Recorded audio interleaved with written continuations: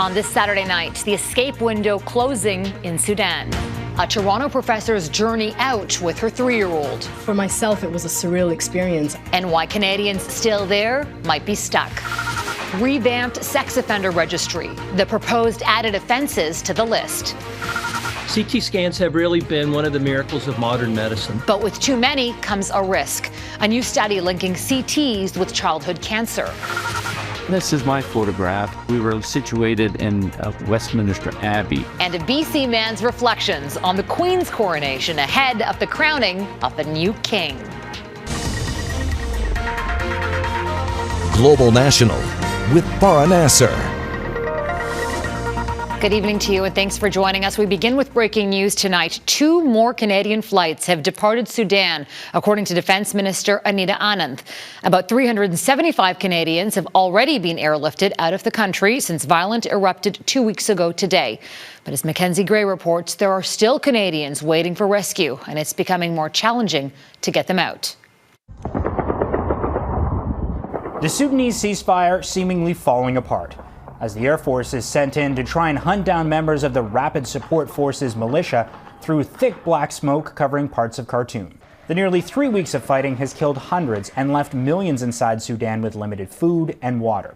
The deteriorating conditions have also sent foreign nationals scrambling as time runs out to flee the war-torn country. We see the window of opportunity at the Wadi Sedna airport rapidly deteriorating given the fighting that is moving closer and closer. That window could close as soon as tonight, according to a source with direct knowledge of the Canadian evacuation plan. The Defence Minister says there's another flight scheduled to depart today, but it could be one of the last, leaving the feds to turn to Plan B. We continue to examine a number of options to evacuate Canadians, including through maritime assets and overground transport. Canada already has naval capabilities near the port of Sudan, which has been a key location other countries have used to evacuate their citizens, who are sent from Sudan to Saudi Arabia on an arduous 24-hour boat ride. For myself, it was a surreal experience. University of Toronto professor Nisra Elliman made the journey with her 3-year-old daughter and elderly parents. My father is almost 90, and he didn't want to leave. You know, I think for him, I mean, at some point he told me, listen, I would rather be buried at home.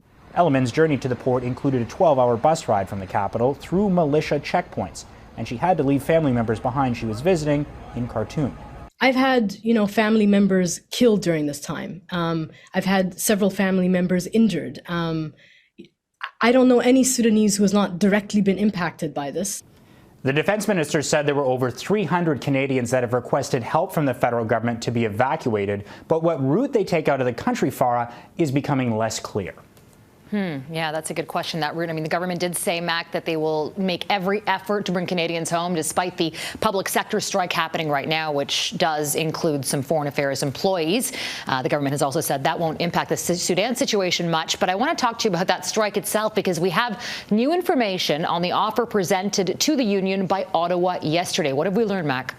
Yeah, Farah, the Treasury Board announced this afternoon that the offer that they presented to the Public Service Alliance of Canada yesterday was their final offer. Now, they wouldn't give any specific details, but they did say that presented a enhanced wage offer, which is one of the key sticking points on this strike. Another one of the big issues, working from home, which was also touched on. And the feds also made it pretty clear, Farah, that they think there should be a vote from the 155,000 members who were out on strike on whether or not they should take this deal. Now, the union said they've received the offer, and again, they're not commenting on how the negotiations are going or what's in it. But by labeling this the final offer from the feds, it certainly does increase the probabilities that if the union doesn't accept it, the Liberals could bring in back to work legislation. And if that happens, the former clerk of the Privy Council believes the House of Commons would pass it. It would be surprising and somewhat shocking if the Conservatives use this to trigger an unnecessary $600 million June election. So I think we can expect that back to work legislation will pass. Now, the Liberals have been clear that legislating the striking public servants back to work is their last resort, and it does seem like there is some hope that a deal can get done because both sides, Farah, are still negotiating through the full weekend. And we'll be watching very closely. Thank you for that, Mackenzie Gray in Ottawa. To the war in Ukraine now, where there were multiple attacks on Russian-controlled regions today. In Crimea, an apparent drone strike on the port city of Sevastopol set fire to a fuel depot, according to its Russian-installed governor.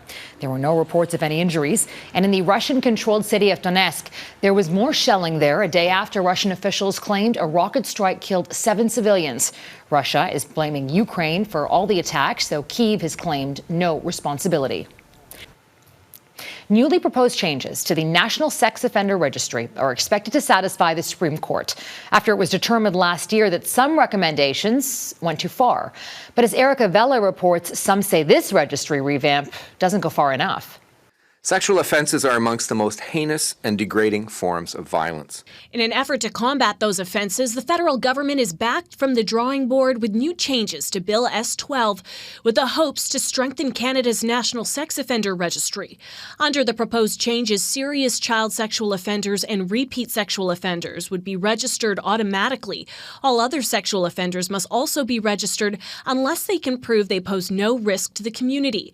In addition, the government is also expanding the list of offenses. If someone non-consensually shares intimate images and participates in extortion, their name could be added to the National Sex Offender Registry. The information is not public and will only be accessible to law enforcement. Some advocates have raised concerns that Wednesday's announcement won't change much at all. I guess my question would be, what do we want people to do with that? People don't know what to do next. However, some experts say the registry will be more of a tool for police. It won't actually prevent a sex crime from happening. It allows them in an immediate shorthand way of being able to identify who it could possibly be that's already on the registry. If the intention is to protect communities, Spencer says more can be done to educate people on sex crimes. We could be educating the public about how sex crimes happen, and that's a front-end thing that would require massive levels of investment by the government. Global News has reached out to several provinces about the proposed amendments. All said they were carefully reviewing the changes.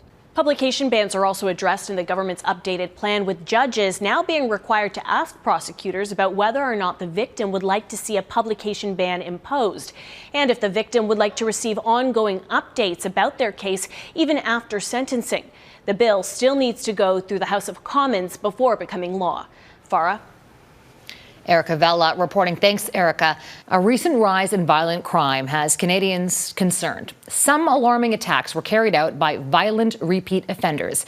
Now, police associations have been urging Ottawa to tighten bail reform for months.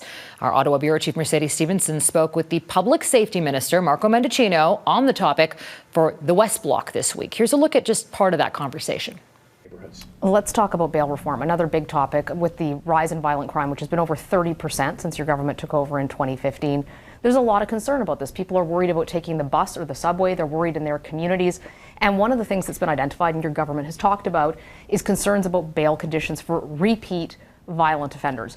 You've promised to do something about that. I think that was about a month ago. I haven't seen anything new. Will there be legislation before the end of the session on bail reform? The short answer is yes. And I can tell you a little bit about bail because, as you know, I've worked on the front lines of the criminal justice system. We're committed to dealing with this through reforms to our bail laws, including focusing on repeat violent offenders. And I share the concerns about the recent spate of violence, particularly in some larger urban centers like Toronto, Vancouver, Calgary. People need to be able to go from point A to point B, whether it's to work or to play or to socialize safely, including on public transit system. But it's not just bail reform. We also need to make investments in law enforcement. This is a government that has put nearly $1 billion into supporting law enforcement. We'll have more to say about that in the not too distant future. But we also need to address the social determinants of gun crime. And this is where the Liberal Party stands itself in a separate light from the Conservatives. We believe that you've got to increase the capacity of local organizations on the ground when it comes to mental health services. This is work I'm doing in partnership with Minister Bennett, the first ever federal minister of mental health affairs. We've got to go after the root causes of crime so that we can stop tragedy and loss before it occurs. And you can see Mercedes' full interview with the Public Safety Minister tomorrow right here on Global. There is more financial turmoil in the U.S. tonight. Sources are telling several media organizations that federal regulators are racing to seize and sell the troubled First Republic Bank before financial markets open on Monday. The effort comes after First Republic's shares tumbled 75% over the last week when the bank disclosed customers had withdrawn more than half of its deposits. Bloomberg reports the U.S. Federal Deposit Insurance Corps has asked banks to submit final bids for First Republic by Sunday. If the San Francisco-based lender falls into receivership, it would be the third U.S. bank to collapse since March. And there are some worrying signs surrounding one of this country's largest banks. The Toronto Dominion Bank, or TD, now has the dubious distinction of being the most shorted bank stock in the world. In other words, more investors are betting that its stock price will drop. And Gaviola has more on why TD is in their crosshairs and whether that spells trouble for the rest of Canada's banking sector. TD Bank has become the most shorted bank stock in the world, a reflection of fears about how sound the financial sector is. Investors are somewhat pessimistic on the financial sector right now, just given that we see so much trouble in housing markets. What makes TD a target? Its exposure to Canadian real estate and the American banking sector. There's also its high-priced plan to acquire U.S. regional bank First Horizon. Investors are worried that TD is no longer getting a very good deal. Short selling is when an investor borrows a stock and sells it on the market, planning to buy it back later for less money. Short sellers bet on and profit from a drop in the stock price. It has a high-risk reward appeal, as it can make you a lot of money if you're right, but you stand to lose a lot of money if things don't go your way. In fact, your losses are unlimited because there's no telling how high the share price can go. It's not like going long in the stock market, where the most you can lose is the amount you invested to buy stock. Now, bets against TD have been on the rise. The most recent data shows short positions on TD jumped to more than $6 billion last week. Many analysts aren't too concerned about TD, though. It is a large, diversified, well-funded bank, closely watched by Canadian regulators. The situation is not as dire as some of these short sellers might believe. You might see actually the bank stock run higher and quicker.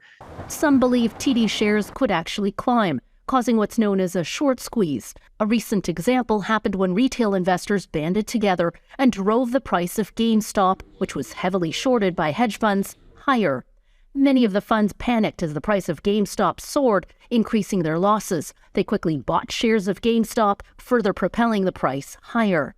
I'm not particularly worried about TD Bank. But maybe hedge funds betting against the bank should be concerned. Anne Gaviola, Global News, Toronto. Risky radiation and our kids. Coming up, the number of CT scans that could double the risk of cancer in children. A new study is underscoring potential risks that come with repeated CT scans. Its use in children has been on the rise in recent decades, given how much doctors can learn from these type of scans. But as Catherine Ward reports, data shows us that repeated use on children and youth can increase their risk of cancer. Experts have been aware for some time that CT scans are something to be used judiciously when treating a patient. CT scans have really been one of the miracles of modern medicine. But like any test, they do have their own risks. Dr. James Whitlock says the cost-benefit analysis is a constant conversation among medical teams, especially when it comes to treating children. CT scans use ionizing radiation.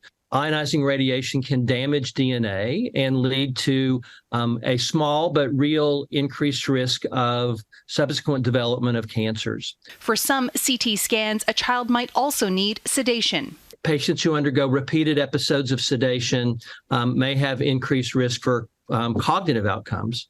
There's also the risk of reactions to the contrast material that may be given with the CT scan.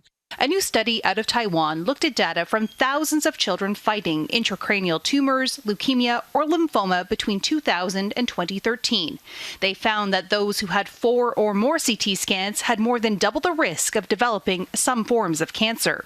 This study really confirms what we've known for quite a while, but also frames it in a way that is a bit more easily digestible in terms of, 4 or more CT scans doubles the risk of intracranial tumors, for example. So it makes makes it a bit more accessible to most people. Radiologist Dr. John Donlan says it's important for medical teams to look at all treatment possibilities. If a child needs to have a study that involves ionizing radiation, number one, we ask ourselves, is there any other way of getting that information using a different modality, such as MRI, for example? Because MRI does not have any ionizing radiation at all. And for families to keep track of the care that's been received, including the amount of radiation. Which is a lot more telling, because we know basically what some of the thresholds are, that if you reach a certain amount of radiation exposure, that your risk goes up. Kind of a proxy for that is the number of CT scans, but as a physician who works in radiology, what's much more interesting to me is the actual dose that the patient receives with each of those studies. Catherine Ward, Global News, Toronto. Ahead, food banks are springing up at universities. Why Canadian students are struggling to cope with post-secondary life in a new way. By now, Canadians know all too well the toll inflation is taking as the cost of everything from groceries to gas goes up. It's also posing some especially unique challenges for students learning in this country.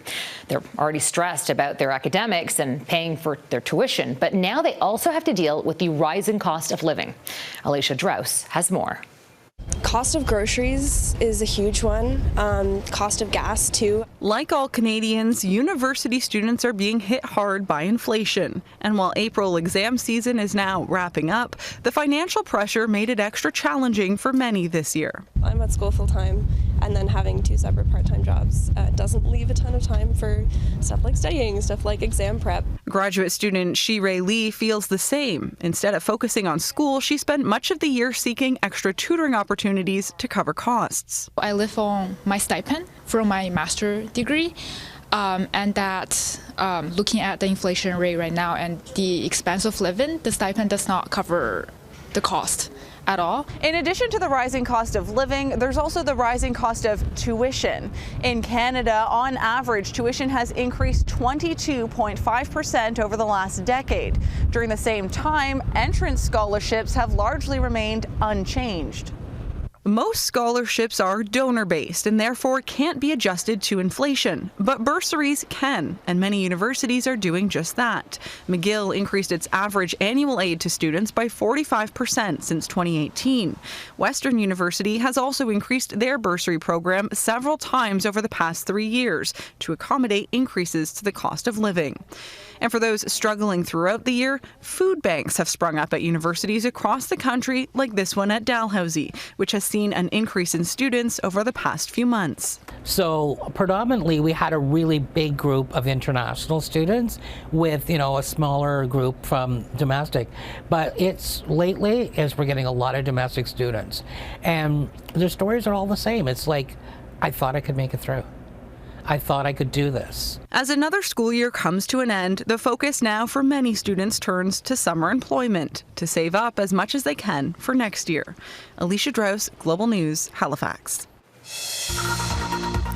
Next, how a 16-year-old BC boy was chosen to attend Queen Elizabeth's coronation and his lifelong memories ahead of the crowning of her son.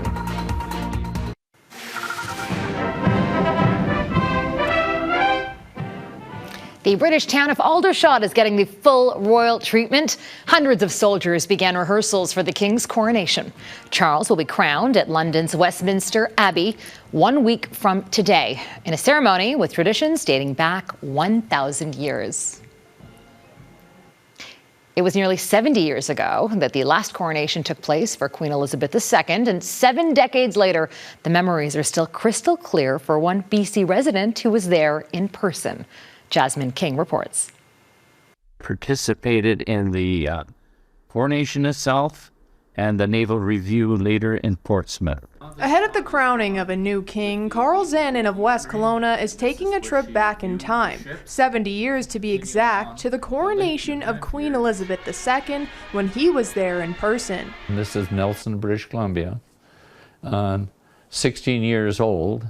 And then all of a sudden being selected to represent British Columbia, and as part of 12 Sea Cadets. Zanin traveled to Halifax with the Canadian Sea Cadet contingent, where he boarded the HMCS Magnificent to sail across the Atlantic. Days ahead of his trip, Zanin was given a camera to document the journey. That was a gift by the local group, black and white, of course, and so that it got me interested in that subject. Zanin captured pictures on board the carriers at famous landmarks and on the day of the coronation, where he stood outside when the Queen passed by on the gold stagecoach. This is my photograph. We were situated in Westminster Abbey. We saw the Queen arrive and we saw her leave. It was really, really impressive, the details that they went to, not only for us, but all the things that they were doing. So it was quite an adventure. Zanin hasn't spoke much about his trip until recently at local Diamond and Platinum Jubilee celebrations, where he gave a speech about the Queen. He says he didn't think it would be this long between coronations. And the parades, the details that went into it. And we have now 70 plus years later, and I hope King Charles III is going to get the same treatment, and I wish him well. Zanin says he didn't appreciate the once-in-a-lifetime trip at the time, but remembers his commanding officer telling him to savor the moment. He was so excited that I got selected, and I just didn't appreciate what was coming. And he could envision that, and that an example of the difference in expectation. King Charles III's coronation is on May 6th, and Zanin says he will be tuned in to see every moment. Jasmine King, Global News, West Kelowna. What an opportunity. Global News will have special coverage of the King's coronation on May 6th. Donna Friesen will be live in London at 5 a.m. Eastern, 2 a.m. Pacific, right here on Global. And that's Global National for this Saturday night. I'm Farah Nasser. And tonight's Your Canada is a look at Toronto Maple Leafs faithful in downtown Toronto, hoping tonight's the night they make it to round 2 of the NHL playoffs. And on the other side of the country, soon will be the orange and blue, with high hopes the Edmonton Oilers also advance later tonight. Go Canada. Until tomorrow, take care of yourselves and take care of each other. Good night.